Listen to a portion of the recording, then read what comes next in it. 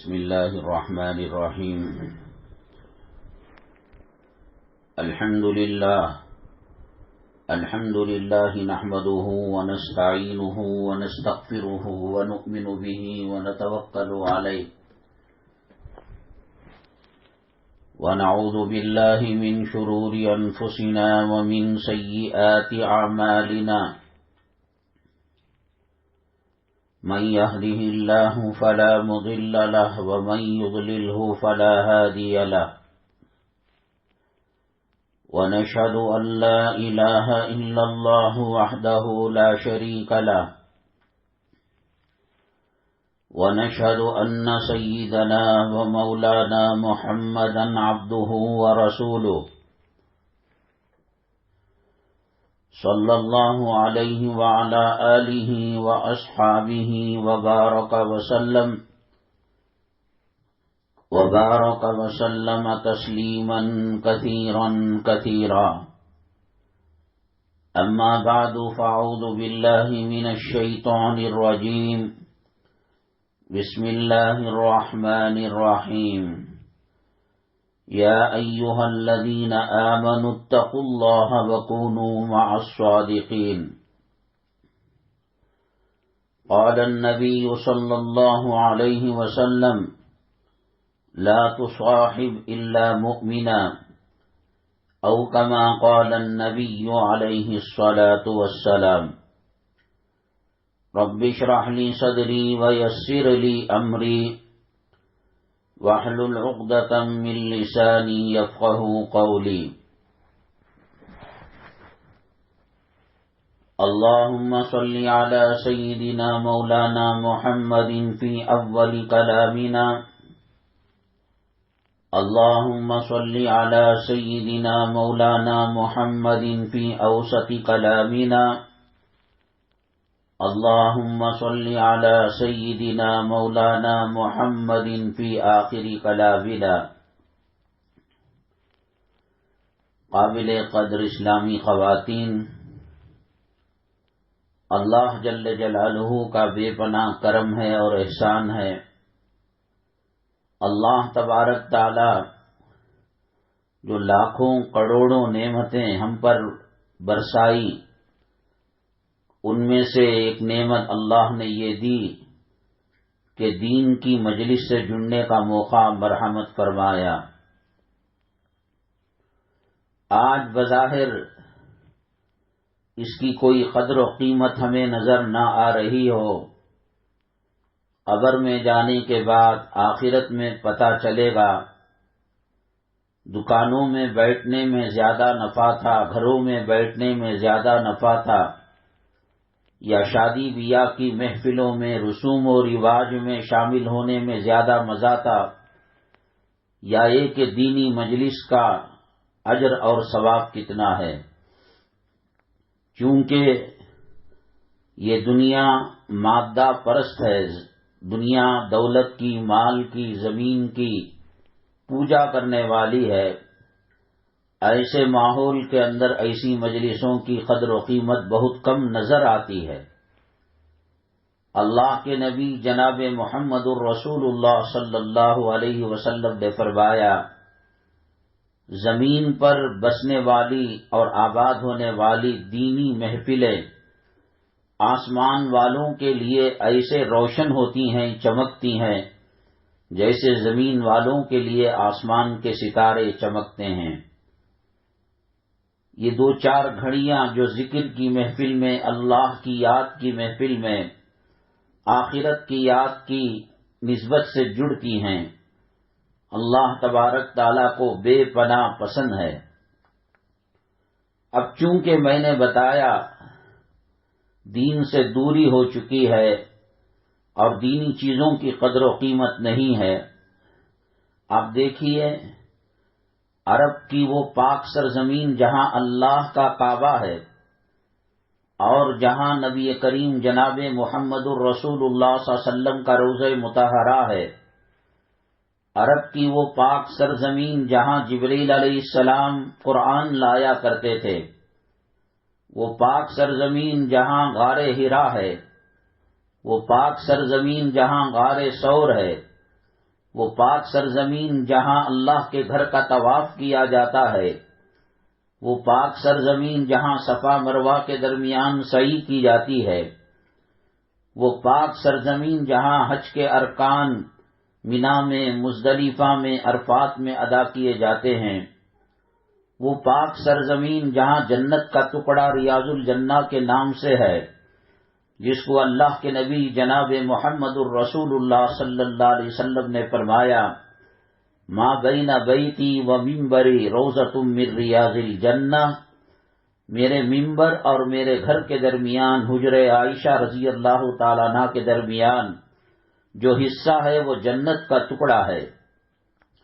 اس میں اگر کوئی نماز پڑھتا ہے تو گویا جنت میں نماز پڑھتا ہے، اس میں کوئی دعا کرتا ہے تو گویا جنت میں دعا کرتا ہے، اس میں کوئی تلاوت کرتا ہے، ذکر کرتا ہے، اعتکاف کی نیت سے کچھ لمحے بیٹھتا ہے، گویا جنت میں بیٹھ رہا ہے۔ سیدنا امام اعظم ابو حنیفہ رحمۃ اللہ علیہ کے زمانے کے اندر ایک میاں بیوی میں جھگڑا ہو گیا، اختلاف ہو گیا۔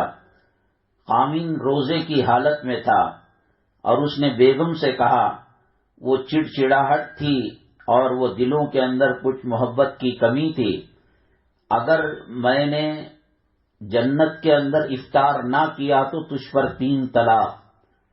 طلاق دینے کے 2 طریقے ہوتے ہیں، ایک طریقہ ہوتا ہے کہ ڈائریکٹ طلاق دے دی جائے، اس میں تو طلاق سمجھ میں آتی ہے، اور ایک طریقہ طلاق کو کسی معاملے پر اٹکایا جاتا ہے کہ اگر تو نے یہ کھایا، اگر تو ماں کے گھر گئی، اگر تو بیٹے کے گھر گئی، اگر تو بہن کے گھر گئی، کسی بھی معاملے میں اٹکایا جاتا ہے، اس کو طلاق معلق کہتے ہیں۔ اگر وہ کام کر لیتی ہے عورت تو اس پر طلاق پڑ جاتی ہے، اور نہیں کرتی قیامت کی صبح تک طلاق نہیں پڑے گی۔ سحری تو اپنے گھر میں کی اس نے، اور بیوی کو طلاق دلانے کے لیے اور طلاق کے ذریعے سے جدا کرنے کے لیے اس نے کہا کہ اگر میں افطاری جنت میں نہ کروں تو تجھ پر 3 طلاق۔ تمام اس زمانے کے جو مشائخ تھے، علماء تھے، ان کے پاس گیا، تمام نے کہا کہ جنت تو مرنے کے بعد ملتی ہے، قیامت کے فیصلے کے بعد ملتی ہے، یہاں کیسے جنت ملے گی؟ جا، تجھے تیری بیوی نہیں ملے گی، اور اس پر طلاق ہو گئی۔ یہ روتا پیٹتا سر پٹکتا۔ میں نے بتایا کہ کوئی کام گھر کے اندر خاوند اور بیوی ایسا نہ کرے کہ شیطان درمیان میں آ کر طلاق کو دلا دے۔ یہ چند سیکنڈ کے بول ہیں، لفظ طلاق کا کہنا۔ بچے ایک طرف ہو جاتے ہیں، بیوی ایک طرف ہو جاتی ہے، خاوند ایک طرف ہو جاتا ہے، 1.5 منٹ کا غصہ ساری زندگی گھول کر پینا پڑتا ہے، اور زندگی اجیرن ہو جاتی ہے۔ اس عورت کے سر پر سہاگ موجود ہو اور اس کی ناقدری کرے، اللہ تبارک تعالیٰ اس کی نعمت کو چھین لیتے ہیں۔ کچھ لمحوں کے لیے صبر کرے، اگر اس نے کچھ غلط کیا ہے، راہ راست سے ہٹا ہوا ہے، تب بھی کوئی بات نہیں۔ اللہ کے نبی جناب محمد الرسول اللہ صلی اللہ علیہ وسلم نے فرمایا، کوئی جھگڑے میں، لڑائی میں، اختلاف میں حق پر ہونے کے باوجود صبر سے کام لیتا ہے اور سامنے والے کو درگزر کرنے کا کام لیتا ہے، اللہ تبارک تعالی جنت کے بیچوں بیچ اسے محل عنایت فرمائیں گے، اور اللہ تبارک تعالی جنت کے اندر اس کو مقام نصیب فرمائیں گے۔ جنت میں اس کا محل ریزرویشن ہو چکا ہو تو پھر وہ جہنم میں کیوں جائے گا؟ اس لیے اگر بیوی سمجھتی ہے کہ خاوند غلطی پر ہے، صبر کر لے، معاملہ اللہ کے حوالے کر دے، ورنہ یہ بچے باپ کے پاس جائیں گے تو تربیت صحیح نہیں ہوگی، اور ماں کے گھر آئیں گے تو پھر باپ کا ڈر اور خوف نہ ہونے کی وجہ سے آزاد ہو جائیں گے، اور پھر جب بڑے ہوں گے، ہوشیار ہوں گے، خود اپنی ماں کو تانا دیں گے کہ خاوند کے زندہ رہتے ہوئے اور موجودگی کے اندر اس نے کیا دیکھا تھا تم میں کہ تم کو طلاق پڑ گئی۔ آج کے بچے اسلام سے اور شریعت سے دور ہونے کی وجہ سے ماں باپ کے سامنے زبان چلاتے ہیں۔ اللہ تبارک تعالیٰ نے کلام پاک میں اپنی عبادت کے بعد سب سے بڑی اہمیت اور سب سے بڑی اطاعت کا جو حکم دیا ہے اللہ رسول کے بعد، وہ ماں باپ کا مقام ہے۔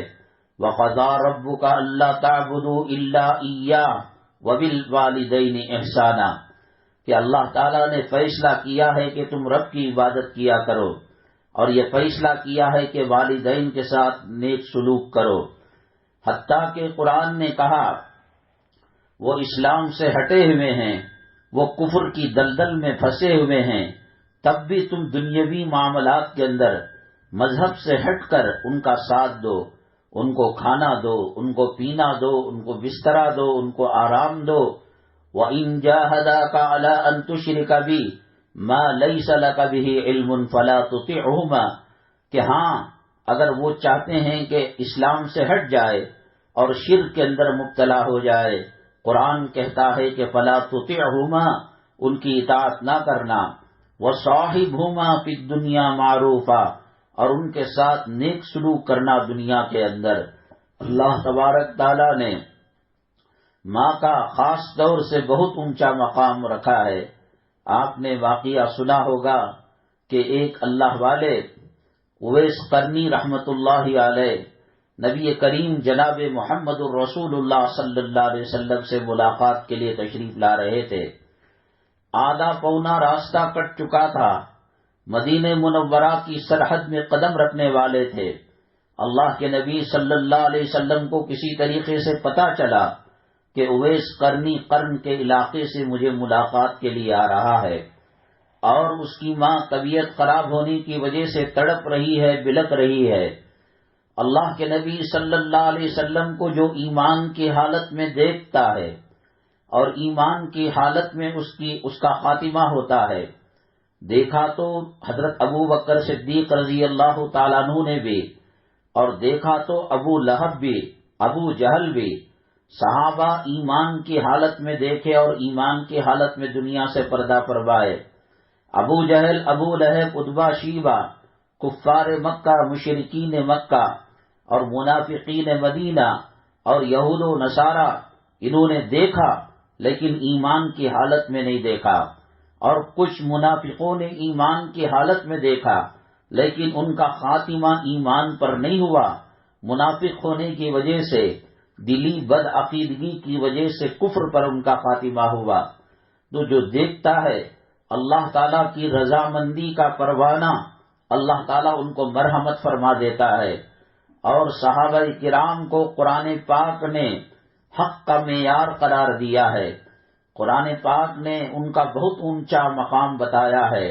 ان کو جو گالی دے گا، کمتر سمجھے گا، توہین کرے گا، ایمان اور اسلام کا جنازہ نکل جائے گا، اور ان کے ساتھ ان کی گستاخی کرنے والا کافر ہو جائے گا۔ بہت اونچا مقام ہے۔ حضرت اویس قرنی اگر نبی کریم صلی اللہ علیہ وسلم کو دیکھ لیتے، بہت اونچا مقام ہوتا، بہت بڑا درجہ ملتا۔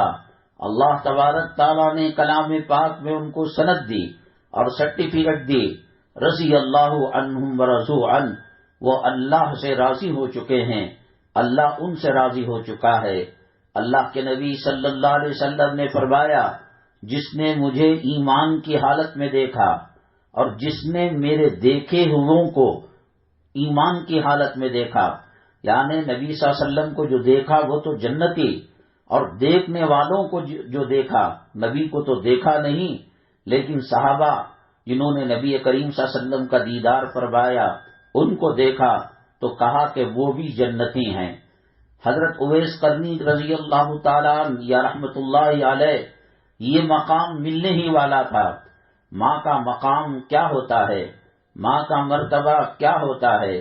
بعض مرتبہ غریبی اور غربت کاٹنے والی ماں کا شادی شدہ خواتین جب امیری میں چلی جاتی ہیں اور ان کا نقشہ بدل جاتا ہے، مالدار ارب پتی کروڑ پتی کے یہاں نکاح ہو جاتا ہے، خدا نہ کرے اگر وہ ماں اس کی ماں کے ساتھ بدسلوکی کرے، بہت برا انجام ہونے والا ہے۔ کتنا بڑا مقام تھا صحابی کا. اللہ کے نبی صلی اللہ علیہ وسلم نے ان کو پیغام کہلوایا، بھیجا، جاؤ کہہ دو اویس کو جو قرن یمن کا ایک علاقہ ہے وہاں سے آ رہا ہے مجھ سے ملاقات کے لیے، میری ملاقات کے بدلے میں میری ملاقات سے زیادہ بہتر یہ ہے کہ اویس اپنی ماں کی خدمت کیا کرے اور اپنے ماں کے ساتھ رہا کرے. دیکھیے رسول اللہ صلی اللہ علیہ وسلم کو دیکھنے کا مقام کیا ہوتا ہے. ایمان پر ثابت قدمی رکھ کر انتقال کرتا ہے. رسول پاک صلی اللہ علیہ وسلم کے دیدار کے بعد اللہ تبارک تعالیٰ کائنات میں جو 1.25 لاکھ پیغمبر بھیجے ہیں، نبی بھیجے ہیں، ان نبیوں کے بعد سب سے اونچا مقام نبی کریم جناب محمد الرسول اللہ صلی اللہ علیہ وسلم کے صحابہ کرام ہیں. پوری دنیا غوث پاک رحمت اللہ علیہ سے بھر جائے، پوری دنیا امام اعظم ابو حنیفہ رحمت اللہ علیہ سے بھر جائے، پوری دنیا خطبوں سے ابدال سے بھر جائے، بزرگوں سے بھر جائے، شہیدوں سے بھر جائے، مومنوں سے بھر جائے، کسی صحابی کا مقابلہ کرنا اور کسی صحابی کے سامنے ان کا موازنہ کرنا تو دور کی بات، وہ جس گھوڑے پر بیٹھے ہوئے رہتے ہیں اس کے پیروں کی سم کی جو دھول ہے اس کا مقابلہ 7 زمین 7 آسمان اگر متقیوں سے بھر جائے، ان کا مقابلہ صحابہ کا تو دور کی بات. جس سواری پر بیٹھے ہیں اور جس جانور پر بیٹھے ہیں ان کے پیروں کے کھر کے درمیان جو دھول ہے اس کا مقابلہ نہیں ہو سکتا. لیکن اللہ کے نبی صلی اللہ علیہ وسلم نے ماں کا مقام دنیا والوں کو بتانے کے لیے یہ کہا کہ جاؤ اویس کو کہو کہ وہ قرن چلے جائے اور ماں کی خدمت کیا کرے. چنانچہ چلے گئے. ماں صحت یاب ہو گئی یا پردہ فرما گئی یا وصال ہو گیا. اس کے بعد حضرت اویس قرنی دوڑتے ہوئے آئے، اللہ کے نبی صلی اللہ علیہ وسلم کا دیدار کرے، آپ سے دعائیں لیں. آدھا راستے آئے تھے کہ پتہ چلا کہ نبی کریم صلی اللہ علیہ وسلم پردہ فرما چکے ہیں. نبی کریم صلی اللہ علیہ وسلم اس دار فانی سے دار بقا کی طرف کوچ کر گئے ہیں. بڑی مایوسی ہوئی، پھر وہاں سے وہ واپس چلے گئے. اللہ کے نبی صلی اللہ علیہ وسلم نے اپنے وفات مبارک وصال مبارک سے پہلے صحابہ کرام حضرت بالخصوص حضرت عمر بن الخطاب رضی اللہ تعالیٰ عنہ کو کہا کہ اگر تمہیں یمن کے علاقے قرن کا کوئی آدمی اویس نام کا ملے اور اس کی یہ نشانی ہے وہ ملے تو اس سے تم دعا کرانا. عمر بن الخطاب رضی اللہ تعالیٰ عنہ کائنات میں نبیوں کے بعد رسولوں کے بعد سب سے بڑا مقام سیدنا صدیق اکبر رضی اللہ تعالیٰ عنہ کا ہے، اور اس کے بعد کا مقام حضرت سیدنا عمر بن الخطاب رضی اللہ تعالیٰ عنہ کا ہے. معراج کے اندر اللہ کے نبی صلی اللہ علیہ وسلم نے جنت کے اندر موتی سے زیادہ چمکنے والا، دودھ سے زیادہ سفید، ہیرے جواہرات سے لدا ہوا ایک محل دیکھا. جبریل امین علیہ السلام نے کہا اے اللہ کے نبی صلی اللہ علیہ وسلم یہ کسی قریشی کا محل ہے. اللہ کے نبی صلی اللہ علیہ وسلم فرماتے ہیں کہ میں اندازہ لگانے لگا، چونکہ میں بھی قریشی ہوں، میں نبیوں کا نبی اللہ نے مجھے بنایا ہے، خاتم الانبیاء بنایا ہے، خاتم الرسول بنایا ہے، تمام پیغمبروں میں سب سے اونچا مقام دیا ہے اور امام الانبیاء بنایا ہے، ساقی کوثر بنایا ہے، شافی محشر بنایا ہے، شاید یہ محل میرا ہو سکتا ہے. تو حضرت جبریل علیہ السلام سے کہا چلو دیکھیں، لگتا ہے یہ محل ہمارا ہے. اللہ تعالیٰ نے جبریل امین علیہ السلام کو کہا کہ بتا دو محمد صلی اللہ علیہ وسلم کو کہ یہ محل عمر بن الخطاب رضی اللہ تعالیٰ عنہ کا ہے، جس کا محل جنت میں بن چکا تھا اور جس کے بارے میں اللہ کے نبی صلی اللہ علیہ وسلم نے فرمایا لو کان بعدی نبی لکان عمر، اگر میرے بعد کوئی نبی ہوتا حضرت عمر بن الخطاب نبی ہوتے، اور جن کو نبی صلی اللہ علیہ وسلم نے دعاؤں میں مانگ کر لیا ہے، اے اللہ عمر کو ہدایت دے، مانگ کر طلب کیا ہے. تمام صحابہ نبی کریم صلی اللہ علیہ وسلم کے مرید ہیں، چاہنے والے ہیں طلب کر آئے، اور حضرت عمر الخطاب رضی اللہ تعالیٰ عنہ مراد نبی ہیں، نبی صلی اللہ علیہ وسلم نے مانگ کر لیا ہے، ان کی بہت فضیلتیں ہیں، ان کا مقام بہت اونچا ہے، ان کا درجہ بہت اونچا ہے، جس راستے سے گزرتے شیطان وہ راستہ نہیں جایا کرتا تھا، اور جہاں رہتے شیطان ڈر کر راستہ کاٹ کر چلا جاتا تھا۔ ان کو یہ کہا، اے عمر، حج کے موقع پر یا کسی موقع پر قرن کے علاقے سے اویس نام کا ایک اللہ کا نیک بندہ آئے گا، میرا سلام اس کو پہنچا دینا، اور تم اپنے حق میں اور امت مسلمہ مسلمانوں کے حق میں دعا ان سے کرانا۔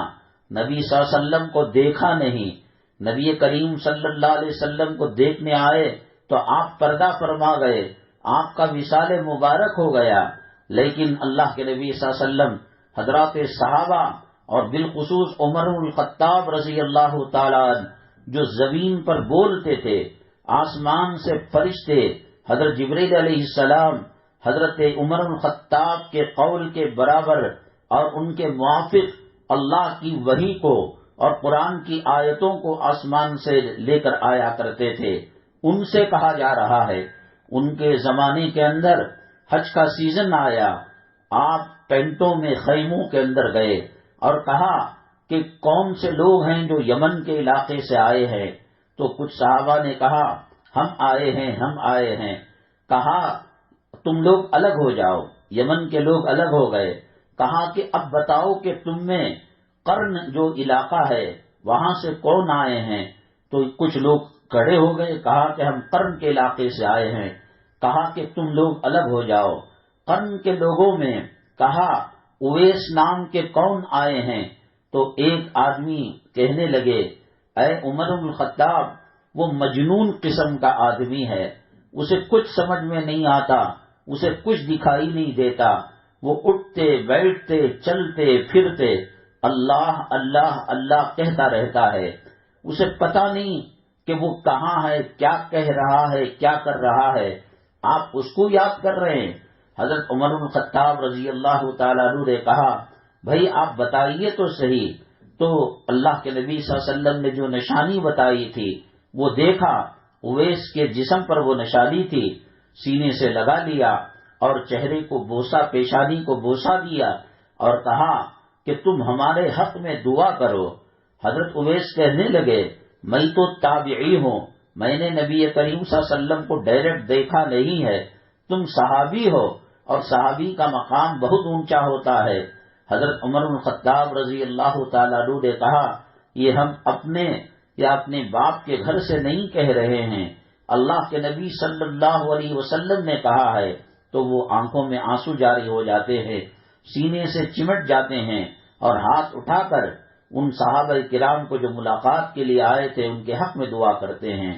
یہ وہی چیز ہے جس کو اللہ تبارک تعالیٰ نے کلام پاک میں فرمایا کہ اللہ کی اطاعت اور نبی کی فرما برداری کے بعد سب سے اونچا مقام ان کا ہے۔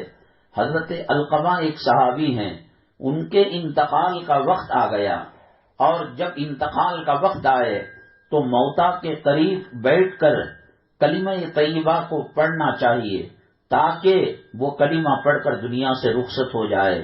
حضرت علقمہ کے سامنے کلمہ طیبہ پڑھا جاتا تھا، وہ سب باتیں کرتے لیکن کلمہ طیبہ پڑھنے نہیں ہوتا تھا۔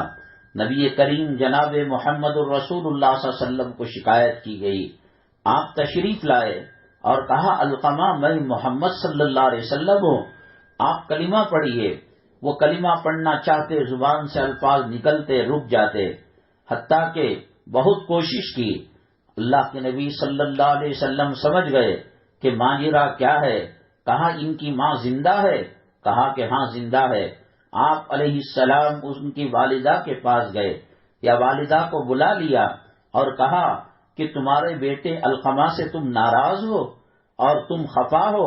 کہا کہ بہت ستاتا تھا اور جواب دیتا تھا اور میرا احترام اکرام میں کمی کرتا تھا، یہ سب بتایا۔ اللہ کے نبی صلی اللہ علیہ وسلم نے کہا جو ہو گیا سو ہو گیا، تم معاف کر دو۔ والدہ نے کہا میں معاف کرنے کے لیے تیار رہی، میرے بچے نے میرے دل کو صدمہ پہنچایا ہے اور تکلیف پہنچائی ہے۔ آپ نے فرمایا تو پھر ایک کام کرو، لکڑیاں جمع کرو، ایندھن جمع کرو اور تیل گھی ڈالو، آگ لگاؤ اور اپنے ہاتھوں سے اپنے بیٹے علقمہ کو اس کے اندر ڈال دو۔ ماں چیخنے لگی، چلانے لگی، اے پیارے نبی صلی اللہ علیہ وسلم، آپ کیا فرما رہے ہیں؟ کیوں ایسا ہم کریں؟ تو کہا یہی حشر ہوگا اگر آپ معافی نہیں دیں گی اور بغیر کلمے کے دنیا سے رخصت ہو جائیں گے، قیامت میں قبر میں یہی معاملہ کیا جائے گا۔ ماں کے دل میں اللہ نے رحم کو ڈالا اور محبت کو ڈالا اور ماں نے معاف کر دیا۔ میری مائیں اور بہنیں دنیا میں رہ کر، بالخصوص ٹی وی کے سیریل دیکھ کر، سنیما دیکھ کر ایک الگ ماحول گھروں کا بن رہا ہے۔ ہوٹلوں میں کھانا فیشن بن چکا ہے۔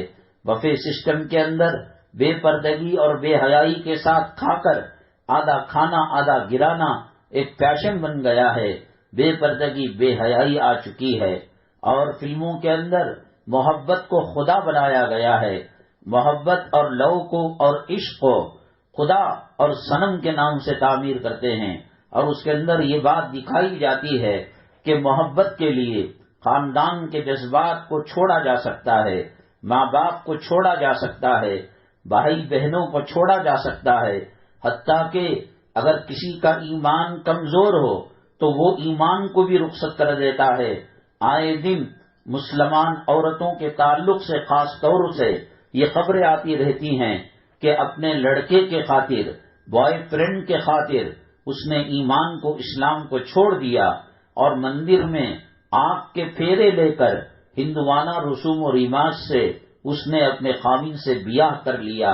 یہ زمانہ بڑا فتنوں کا زمانہ ہے، یہ زمانہ باطل کے سر چڑھ کر بولنے کا زمانہ ہے، یہ زمانہ فرعون، حامان، شداد، قارون سے بدتر زمانہ ہے، یہ زمانہ ابو جہل اور ابو لہب، ادبا، شیبہ، دشمنان اسلام کے زمانے سے بدتر زمانہ ہے۔ اللہ کے نبی جناب محمد الرسول اللہ صلی اللہ علیہ وسلم نے فرمایا، صبح میں کچھ لوگ مومن ہوں گے اور شام ہوتے ہوتے کافر ہو جائیں گے، اور کچھ لوگ شام میں کافر ہوں گے اور صبح ہوتے ہوتے وہ مومن ہو جائیں گے۔ یہ فتنوں کا دور چل رہا ہے، حق و باطل کی تمیز ختم ہو چکی ہے، اور مال کا حاصل کرنا، دولت کا حاصل کرنا، بنگلوں کا حاصل کرنا، پراپرٹی کا حاصل کرنا، زر زیور کا حاصل کرنا، مالداری آج عزت کی چیز ہو چکی ہے۔ میری مائیں اور بہنیں، یہ سب اس وجہ سے ہو رہا ہے، علماء کرام کے دامن کو ہم نے چھوڑ دیا ہے، دینی مجلسوں کی قدر و قیمت نہیں ہے۔ قرآن شریف میں اللہ نے فرمایا، یا ایھا الذین آمنوا اتقوا اللہ وکونوا مع الصادقین، اے وہ لوگو جو ایمان لائے ہو، اللہ سے ڈرو۔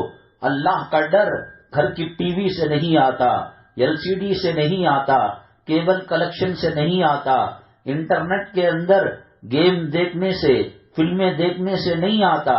یہ دنیا ہمیں تباہ کر کے رکھ دے گی، یہ فیشن ہمیں دین سے دور کر رکھ دے گا، یہ دنیا کا کلچر مرتے وقت ایمان کے ساتھ مرنے سے روک دے گا، ہمارے کلمے کو چھین لے گا، ماں کے ساتھ لونڈی سے بدتر حد معاملہ کرنے پر زور دے گا، باپ کو دوستوں کے مقابلے میں وہ باپ کا لڑکا بے عزت کرے گا، دوستوں کی عزت ہوگی، سہیلیوں کی عزت ہوگی، ماں کا مقام نہیں ہوگا، باپ کا درجہ نہیں ہوگا۔ اللہ کے نبی صلی اللہ علیہ وسلم نے فرمایا، کوئی ماں باپ کے چہرے کو عزت کی نگاہ سے دیکھے، اللہ ایک حج مبرور کا ثواب مرحمت فرماتے ہیں۔ صحابی نے کہا، اے اللہ کے نبی صلی اللہ علیہ وسلم، اگر کوئی 70 مرتبہ اپنے ماں باپ کے چہرے کو دیکھے، آپ نے فرمایا کئی لاکھ مرتبہ دیکھے، ہر مرتبہ دیکھنے سے اللہ تعالی حج کا ثواب مرحمت فرماتے ہیں۔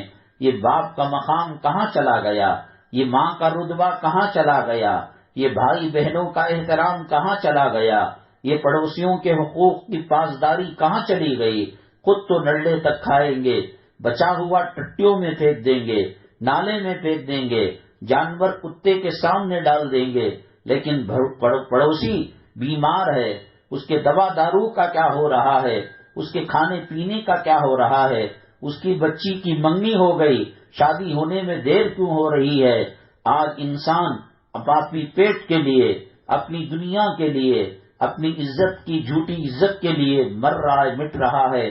صحابہ کرام ایک جنگ کے اندر تھے، غالباً غزوہ موتا تھا، وہ زخموں سے بےتاب ہو کر گر پڑے تھے، عنقریب وہ جام شہادت پینے والے تھے، ان کو سخت قسم کی پیاس لگ رہی تھی، پانی کی طلب تھی، پانی کا پیالہ ایک تھا، صحابہ 4-5 زمین پر گرے پڑے ہوئے تھے، ایک صحابی کے پاس ایک صاحب پانی لے کر گئے، مر رہے ہیں، زخموں میں چور ہیں، ایک گھٹ پانی پی لیں گے، اللہ تبارک تعالی تازگی پیدا کر دے گا اور پھر جہاد کرنے لڑنے کی طاقت لوٹ کر آئے گی۔ وہ کہتے ہیں میرے سے زیادہ محتاج بغل والا ہے، ان کے پاس لے جایا گیا، وہ کہتے ہیں سامنے والا مجھ سے زیادہ محتاج ہے، بیماری کی حالت میں اور زخموں سے چور حالت میں میدان جنگ کے اندر زخموں سے چور ہو کر وہ ایک دوسرے کا خیال کر رہے ہیں۔ ایک صحابی ایک گھر میں مہمان بن کر گئے، کھانا اتنا تھا کہ بچے کھائیں ماں باپ کو نہ ملے، ماں باپ کھائے بچوں کو نہ ملے، اور یہ سب کھائیں تو پھر کھانے سے پیٹ نہ بھرے۔ ایسے میں مہمان آ گیا، بچوں کو یہ کہہ کر کہ کچھ دیر کے بعد ہانڈی میں جو چیز ابل رہی ہے وہ گل نہیں رہی ہے، انشاءاللہ تم آرام کرو، تھوڑی دیر کے بعد تم کو کھلا دیا جائے گا۔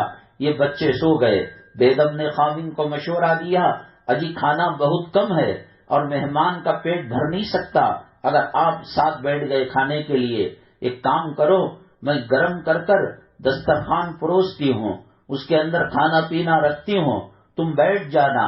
وہ الیکٹریسٹی کا زمانہ نہیں تھا، وہ ٹیوب لائٹ LCD لائٹ کا LED لائٹ کا زمانہ نہیں تھا، چراغوں میں گھروں کے اندر زندگی گزارتے تھے، باتوں باتوں میں چھین کے ذریعے سے یا کسی اور ذریعے سے چراغ کو گل کر دینا اور کھانے کی آواز چپ چپ چپ کرنا تاکہ مہمان یہ سمجھے کہ صاحب خانہ میزبان کھانا کھا رہا ہے، اور پھر اس کا کھانا کم نہ پڑے، اس کا پیٹ بھر جائے۔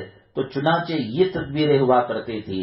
آج سامنے والا بھاڑ میں جائے، وہ بھوکا مرے، وہ جو ہے تڑپتا رہے، وہ بلکتا رہے، ہارٹ کا آپریشن ہونے والا رہے، کینسر کا آپریشن ہونے والا رہے، میرا گھر سلامت رہے، میرے گھر میں ہوم تھیٹر ہو، میری اولاد صحیح رہے، میرا فارمنگ صحیح رہے، میرے گھر کے بچے صحیح رہے۔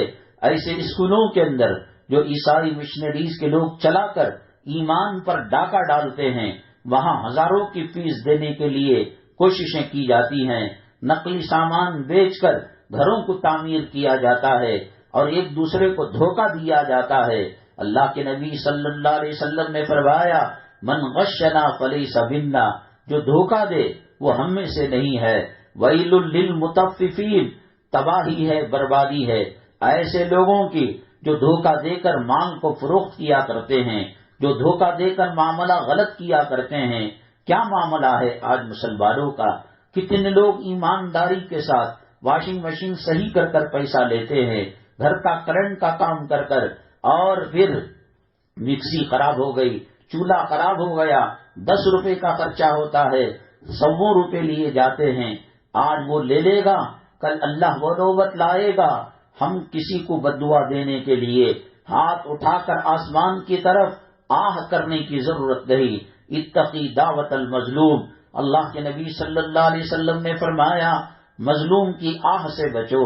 ساس جو نخرے دکھاتی ہے، نڑن اور بھاوج جو معاملہ کرتے ہیں، تو اگر یہ غریب بچی کچھ آہ بھی کرے تو بدنام ہو جاتی ہے، آنکھوں سے آنسو جھلکے تب بھی بدنام ہو جاتی ہے، سب گھیر لیتے ہیں۔ ارے جھوپڑ پٹی سے آئی ہوئی عورت، تو آئی تھی تو ایک جوڑا ساتھ نہیں لائی، آج اگر تجھے مل رہا ہے تو ہمارا مذاق اڑاتی ہے، مرد کے کان بھرتی ہے، اس کے دل و دماغ کے اندر غلط چیزیں ڈالتی ہے، سب مارتے ہیں، پیٹتے ہیں، تانا دیتے ہیں۔ یہ ہاتھ اٹھا کر زبان سے بد دعا تو نہیں کرتی، لیکن جو آہ نکلتی ہے وہ امریکہ کے ایٹم بام اور رشیا کے کیمیکل ہتھیار سے زیادہ خطرناک ہوتے ہیں۔ اللہ فرماتے ہیں اے مظلوم، میں تیری مدد ضرور کروں گا، چاہے کچھ دیر بعد کیوں نہ ہو، دیکھتے دکھاتے دماغ کام کرنا چھوٹ جاتا ہے، ظالم کے ہاتھ پیر پر لقوہ مار دیتا ہے، سہاگ رہ کر سہاگ موجود نہیں رہتا، بچے ماں کے دشمن ہو جاتے ہیں، جوروؤں کے غلام ہو جاتے ہیں، مظلوم کی آہ بڑی خطرناک ہوتی ہے۔ یہ سب چیزیں کیسے پتہ چلیں گی؟ نیکوں کی محفل میں آئیں گے۔ اللہ نے کہا اے ایمان والو اللہ سے ڈرو۔ کیسے ڈرو؟ یہ ڈر کہاں ملتا ہے؟ یہ آخرت کا خوف کیسے پیدا ہوتا ہے؟ یہ جہنم پر یقین، یہ جنت کا یقین کیسے ہوتا ہے؟ یہ کیسے ہوگا کہ مرنے کے بعد اللہ ہمیں دوبارہ زندہ کرے گا؟ یہ کیسے ہوگا کہ قبر کے اندر منکر نکیر آئیں گے؟ یہ کیسے ہوگا کہ قبر کے اندر پسلیوں کو ملایا جائے گا؟ اللہ کے نبی صلی اللہ علیہ وسلم کے زمانے میں ایک بچے کا جنازہ جا رہا تھا، اللہ کے نبی صلی اللہ علیہ وسلم نے حضرت عائشہ صدیقہ رضی اللہ تعالیٰ عنہا کے سامنے تھے، آنکھوں سے آنسو کے قطرے نکل گئے۔ امی جان عائشہ صدیقہ رضی اللہ تعالیٰ عنہا نے پوچھا میرے آقا میرے مولا آپ کیوں رو رہے ہیں؟ اس بچے سے کیا دوستی ہے، کیا رشتہ داری ہے ان کے گھر والوں سے؟ آپ نے فرمایا عائشہ اگر قبر کسی کو بچا سکتی تھی، اگر کسی کو جو ہے اس کی پسلیاں نہیں ملا سکتی تھی تو یہ بچہ اس لائق تھا، لیکن میں کیا کروں، مجبور ہوں۔ اللہ نے بتایا ہے اس بچے کو بھی قبر میں ڈالنے کے بعد اور دفن کرنے کے بعد پسلیاں ملے گی، وہاں عذاب قبر سے نجات کیسے ہوگی؟ قبر کیڑوں کی جگہ ہے، مکوڑوں کی جگہ ہے، سانپ کی جگہ ہے، بچھو کی جگہ ہے۔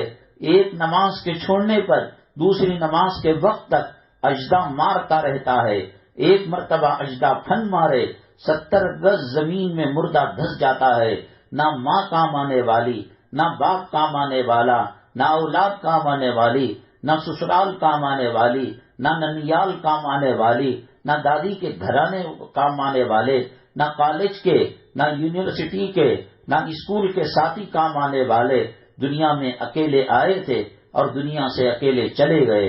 قبرستان کے کنارے کھڑے ہو کر آپ کبھی سوال کیجئے، اے وہ خواتین، اے وہ لوگ جن کو اپنے بنگلوں پر ناز تھا، اپنی پراپرٹی پر فخر تھا، اپنے حسن پر ناز تھا، اپنی جوانی پر کبر کرتی تھی اور ناز کیا کرتی تھی، شادی محفلوں کے اندر ہزاروں خواتین گھور گھور کر دیکھا کرتی تھی، یہ کیا ہوا؟ تمہارے آنکھوں کے پانی کو کس نے ختم کر دیا؟ تمہارے ہڈیوں سے گوشت کو کس نے گلا دیا؟ کون سا کیمیکل آئے گا کام؟ کون سی دوا کام آئے گی؟ کون سی چیز کام آئے گی؟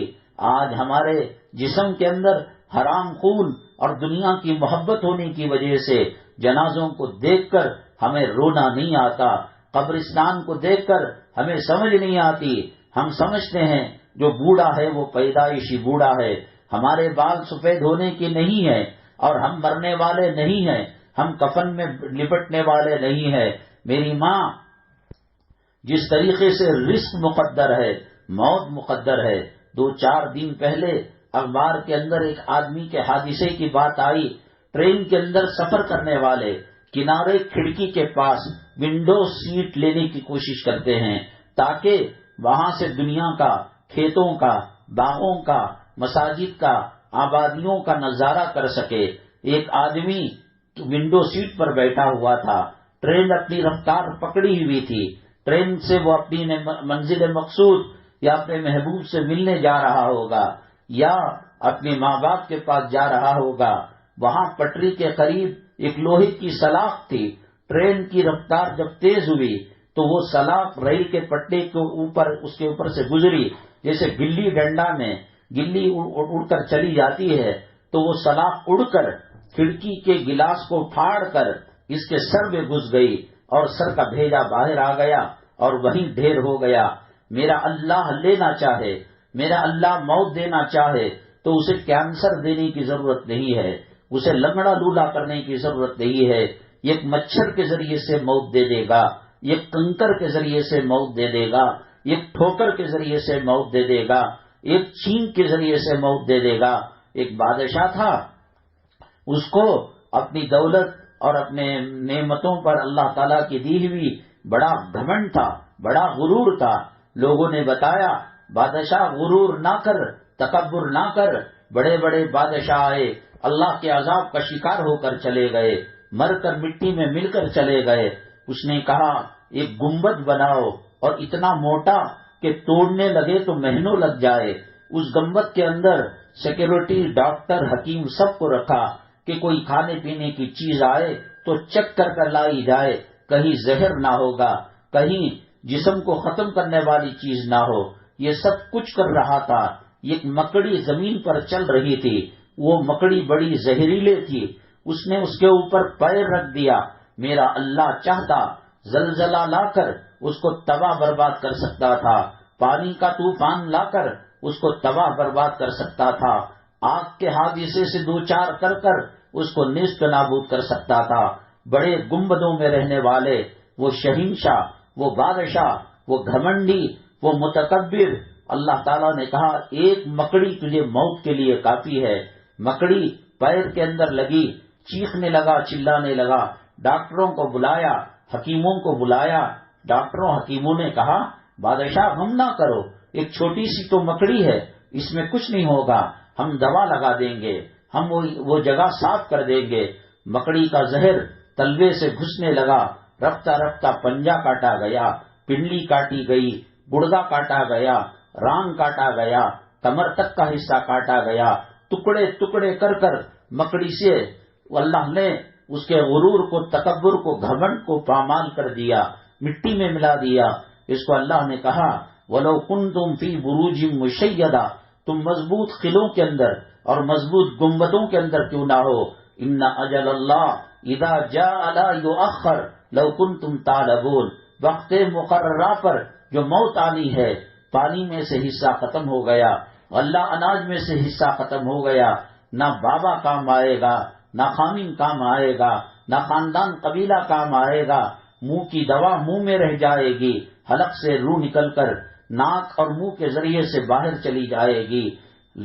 ڈھیر سارے رشتہ دار ہیں، کوئی اس کے ساتھ اب ہمدردی نہیں کرے گا، بچھانے کے پھوڑوں سے پیپ رسنا شروع ہو جائے گا، ہارٹ اٹیک آنے کی وجہ سے ناک سے خون جانا شروع ہو جائے گا، اور جسم کی بیماریوں کی وجہ سے پیشاب پاخانے کے راستے سے گندگی جانا شروع ہو جائے گی۔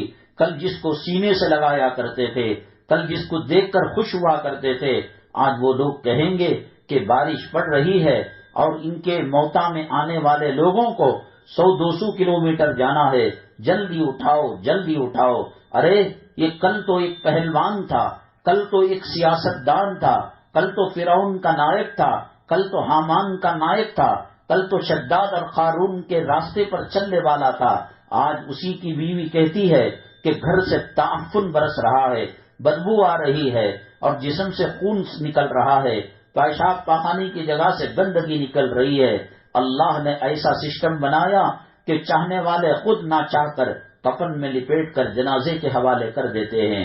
دنیا میں جی رہے تھے، یہ جو ہے فلاں گاڑی ہے، یہ امریکہ میں بنی ہے، یہ رشیا میں بنی ہے، یہ جو ہے 50 کروڑ میں آتی ہے، یہ 100 کروڑ میں آتی ہے، اور یہ کارخانے والا ہر کسی کو یہ گاڑی نہیں دیتا، اس کا اسٹیٹس دیکھتا ہے، اس کے دنیا کے بیلنس دیکھتا ہے، لیکن صاحب مرنے کے بعد جو آخری جو ہے جو لباس پہنا وہ کفن کا سادہ لباس تھا۔